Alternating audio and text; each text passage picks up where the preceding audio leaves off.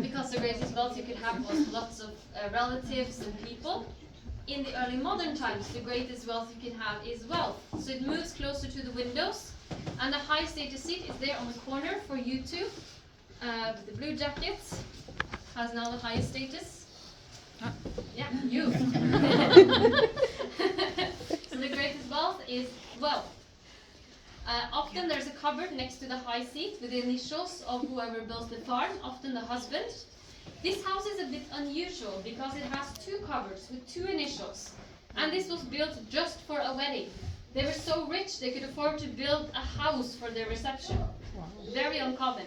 So we have the initials of both in the couple. OOS there for Ole Olsen, and then TSD, Tone Sveinungsdotter. So here the wife has the high seat. The husband has the secondary high seat. She was the rich one and he just marries into her money, which is highly unusual. Women were not meant to marry downwards often, just the same ranking or above. Men could marry a bit more freely. The reason why he could marry her was because the men in his family had a talent for wooing and marrying wealthy women. So he had a little bit to begin with, but he also had a famous father. And having a celebrity in your family is just as valuable as money. So his father, who had the exact same name, Ole Olsen-Sem, every man in that family does. So when I talk about Ole Olsen-Sem now, it's his dad, not the man with the initials on the cupboard. His father, Ole Olsen-Sem, moved to Heddal in the 1700s, quite early. He marries his cousin, who is a wealthy widow with a great farm, and he becomes the only chief of police. Law enforcement is a little bit... There are laws, but it's very geographically isolated. So there's maybe just one police, or maybe the community sorts things out as they see fit. During this period, we are under Denmark. We are now Protestant instead of Catholic. And the Danish king makes new laws, but he's far away. He wants Norwegians to pay taxes. And many Norwegians are not used to pay taxes, so they have to send out soldiers and officials to enforce it. This is highly unpopular, and Ole Olsen-Sem beats up two under-officials, and they want him to face justice, but instead of him facing justice, he mobilizes lots of farmers to a protest, and there are enough people to make a difference. So many the soldiers don't really dare to attack them. The officials suggest instead that Ole Olsen-Sem and them should meet in a living room privately and talk civilly to come to an agreement. He agrees to meet them, but when he shows up in the house, he sees he's the only one who's been honest. All the soldiers are gathered around, ready to finish him. He makes a run for his life and survives. The only thing he loses is his hand, which is chopped off. He then runs to the local smith, sticks his arm up into the fire to stop the bleeding. As he's doing that, he's singing a folk tune, maybe to calm himself down, we don't know why. But he scares off the soldiers and is left alone and survives the ordeal, which is known for. He has two hand prosthetics made, one in tin and one in silver. And the tin hand used to be a decoration in this house. We have it in the museum archive, so he is real. He wants to go to the Danish king to have this sorted out. So the Danish officials and representatives aren't always so popular because they want to be European, don't care so much about being Norwegian, they're seen as pompous, a bit too fine for their own good. But the Danish king is viewed very positively. He's seen as the oldest brother of Norway, the rightful heir to all of Norway.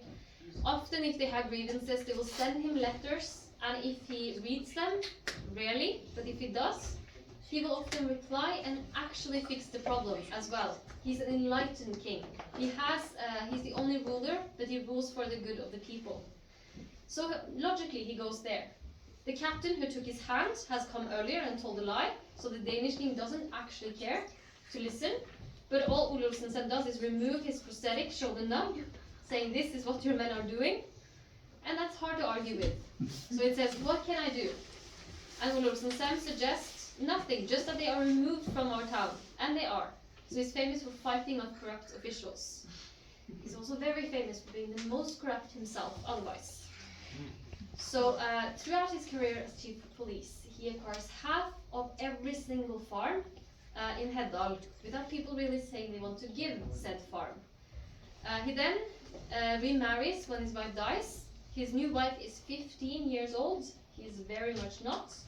She's heir to the biggest, nicest farm.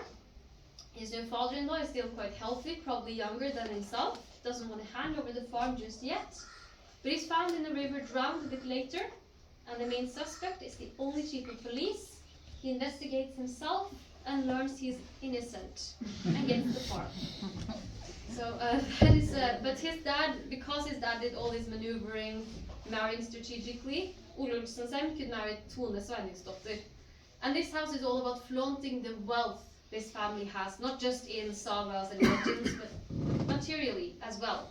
So there's tin plates, for example, instead of wooden bowls, there's gold. We have imitations of porcelain in here, paint, writings on the wall, not just prayers, but also initials of important family members. Like, this is a history book of the family and their face forward. That is not for bathing in, that's for making cheese. Meat and dairy products are still luxury foods, saying something about how much of the good food you could expect to be served here. The same says the size of the plates. Much meat. In addition, they have coffee in here. So we have a old-fashioned coffee grinder. You sort of roll it out. They couldn't afford the finest things, such as, for example, porcelain for plates, spices, chocolate. 1 cup of hot chocolate would cost a monthly salary. No sugar, but they could afford coffee, which is quite fine even still. We also have a mango wood here. It's a bit more ornately carved. He probably didn't have to carve this himself, but could pay someone to do it. But that's just as well. That shows he has the wealth to take care of her. In this case, she has the wealth to take care of him, maybe. So it's probably her who has paid for her own mango wood. We also have a magical chair, kubestol. So it was believed that a cure for toothache, because if your teeth was hurting, the only solution was to go to the smith and pull them out. They believed once you lost your baby tooth, you could hit them with a nail into this chair. And this is really strong wood, and your new teeth will sort of absorb the strength of the wood, and you'll have strong teeth for the rest of your life. Other cures would be to not brush your teeth. That wasn't known, but they could sort of wash it with water with herbs or morning urine. Or if it was starting to hurt, they could spit towards a waterfall and curse, and that would also help. There's lots of solutions. We see a lot of writings in Danish and Norwegian on these walls. This is post-Reformation, and one of the key changes is the language. Everything is held in their language. Everyone learns to read and write a little bit. So that's a noticeable change. There's also church furniture in the house, because these old state churches has to be rebuilt for Protestantism. All the Catholic things are auctioned out.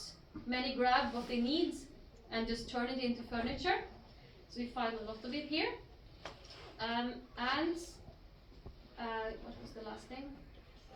Yeah, the church land is also confiscated by the Danish king.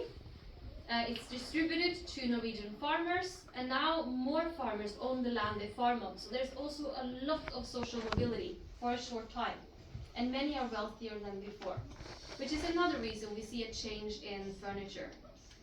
I think we'll end up at the state church now. So if you go outside again. How did they get the church, this house here? Did they move it in mass, or did they tear it down